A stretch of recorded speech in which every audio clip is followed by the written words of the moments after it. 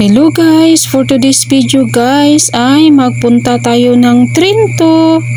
Ay hindi pala tayo guys, kabilang pala guys, wala mo apil guys.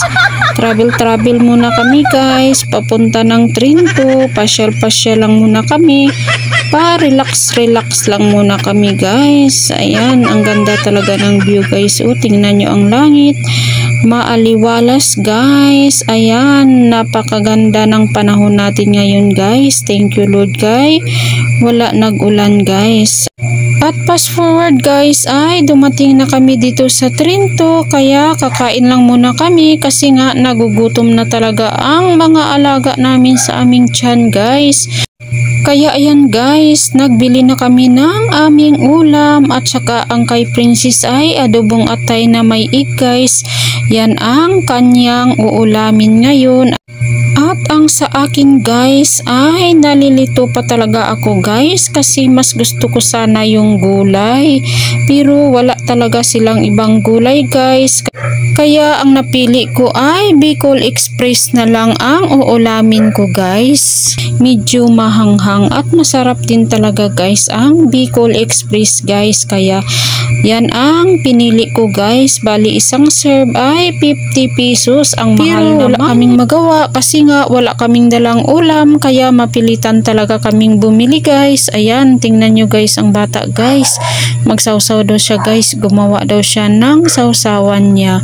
Ayan, tingnan nyo guys ang Bicol Express na ulam guys. Ang mahal-mahal. At ang kay Princess ay adobong atay na may egg guys. Siyempre ang kay Papa John ay sabaw lang talaga sa kanya guys. Solve na talaga yan si Papa John natin kung may sabaw guys. Kasi kunting sabaw lang okay na sa kanya kasi bawal din talaga sa kanya ang liquid guys. Kasi sa isang araw ay 1000 ml lang talaga ang pwede sa kanya, kasali na ang mga sabaw-sabaw, mga kapi-kapi guys, kasi ginadialysis ang tao, bawal talaga yung maraming tubig na iinumin guys. At pagkatapos namin kumain ay dumiretso na kami sa aming transaction guys. Dumaan kami sa hardware kasi nagtanong kami kung may pabinta sila na bulb guys, pero wala man pala, kaya umalis na lang kami guys.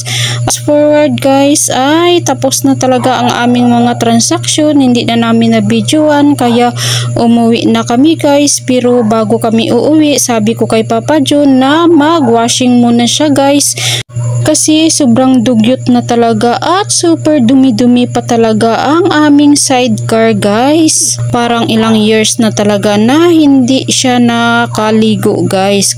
Kaya pinababa na namin ang mga dala-dala namin sa motor guys kasi nga mag-washing si Papa John, mabasa ang mga karga namin, kaya inalis lang muna namin para makapagsimula na si Papa John ka-washing para makauwi na rin kami agad. Hanggang sa muli, bye, God bless you all.